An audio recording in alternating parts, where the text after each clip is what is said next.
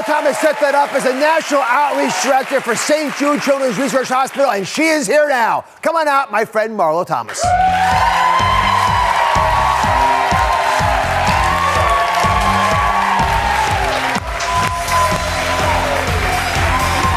have it all.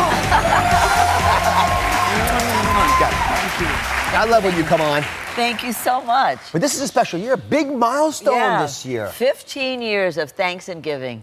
And I think we've been on here practically all the 15 years. And you will be for as long as you do it. God bless you all. Thank you, thank you. Yeah. You know what's the most amazing thing to me is there's so much science around gratitude and what it means to people. Yes. And the crazy thing is you actually live longer by giving to others, which reduces depression, reduces unhappiness, all these things that we never really take into account. But it's very special when you help St. Jude's and help these wonderful children. Well, it opens our heart and it opens our hearts. That's what we call it the Thanks and Giving program.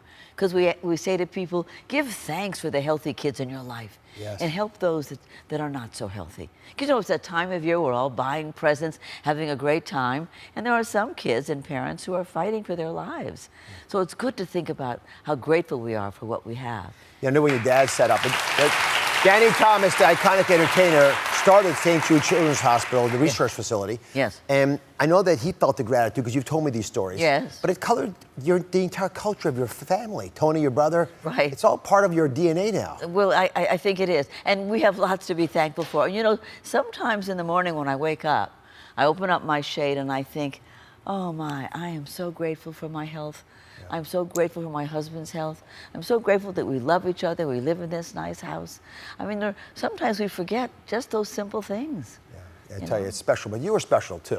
So I want to, if you can, ask you to bring on a guest that you brought here. This is how giving she is. This little child's name is Brooklyn. She was diagnosed with acute lymphatic leukemia. This is a bad cancer, or it used to be. 6 years ago, she had the diagnosis. Before we meet her, what kind of treatment did she have at St. Jude?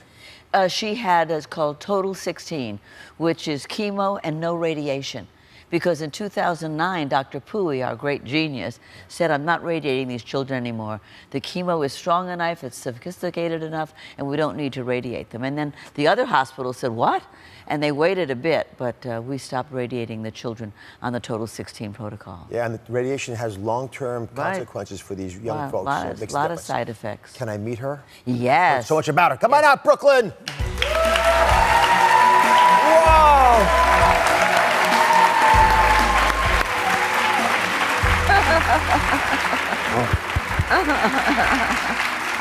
Oh my goodness. You have an agent yet? No. First of all, actually, I want to talk about you for a second, but I understand you met Ms. Thomas in a very interesting scenario. How'd you first meet her?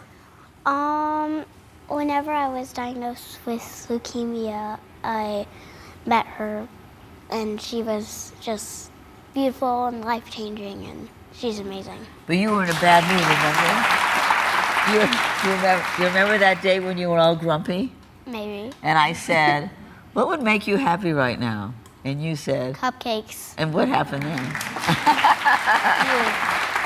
You gave me cupcakes because you were like, cupcakes!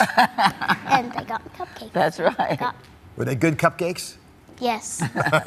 Now, you've been through a lot. Yes. And we joke about cupcakes, but when you're sitting there getting a diagnosis that's scary, whether you're a child or adult, or getting chemotherapy, which can be taxing, it can wear you down. So give us a little bit of insight. How do you hold it together? How did you find the strength to get through this disease?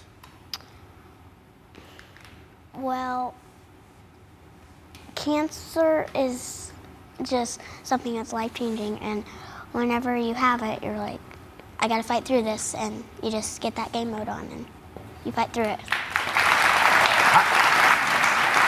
How did you, I'm sure your mommy was scared with you. Yes. What would you guys talk about?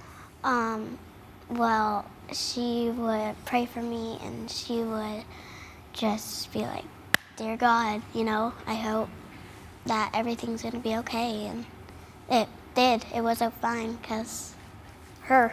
Because of her? Yes. So, tell us a little bit about why you wanted us to meet Brooklyn, besides the fact that she's unbelievably cute and charming. Because she has a great spirit.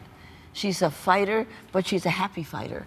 And only that one day was she grumpy when I got her the cupcake. But that was why, because she's always making friends with everybody.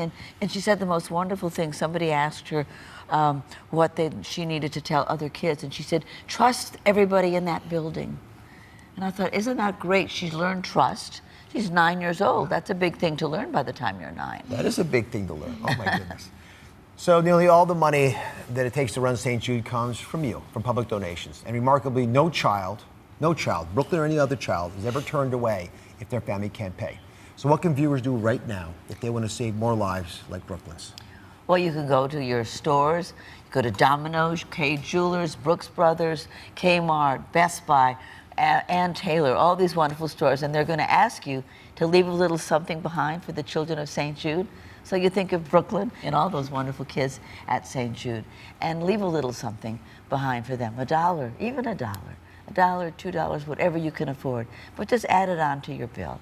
And that's what we call thanks and giving.